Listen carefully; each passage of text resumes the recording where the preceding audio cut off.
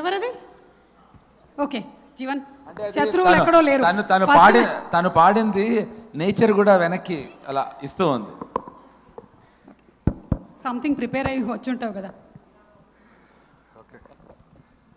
అందరికీ నమస్కారం అండి. అందరిలో నేను ఉన్నాను. మీరు గుండెల్లో ఉన్నారు. మీడియా మిత్రులందరికీ, ఇక్కడికి వచ్చిన పెద్దలందరికీ, ప్రొడ్యూసర్స్కి అండ్ ఫ్యాన్స్ అందరికీ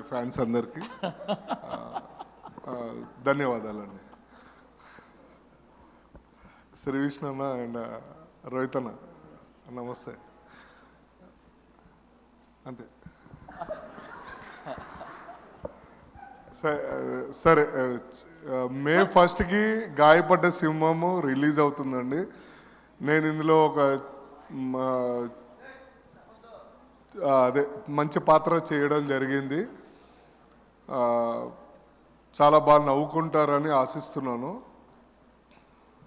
అంతే.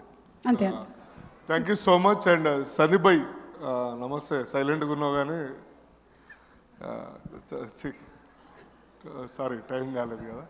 ఓకే రైట్ అండి, ఏమనుకోవద్దు. నేను మే 1 తర్వాత మాట్లాడతా. చాలా టెన్షన్లో ఉన్నా. అంటే నేను కూడా మానసలాగా చేతిలో కాపీ కొట్టి చెప్పే అంత ధైర్యం లేదు. ఆమె మొత్తం చేతి మీద రాసుకుంది. నాకేమో చేతి మీద తెలుగు రాదు. నాకు ఇంగ్లీష్లో రాసుకోవాల్సింది, అంటే హిందీలో రాసుకోవాల్సింది. మీరందరూ పెద్దవాళ్ళు ఉన్నప్పుడు నీకన్నా పెద్దవాళ్ళు ఎవరున్నారులే ఇక్కడ. పద. Okay, thank you so much అండి ఎవ్రీవన్. ఒక నిమిషం, చిన్న రిక్వెస్ట్. ఎలా అయితే అందరికీ హలో చెప్పావో మళ్ళీ బాయ్ కూడా అందరికీ అలాగే చెప్పాలి.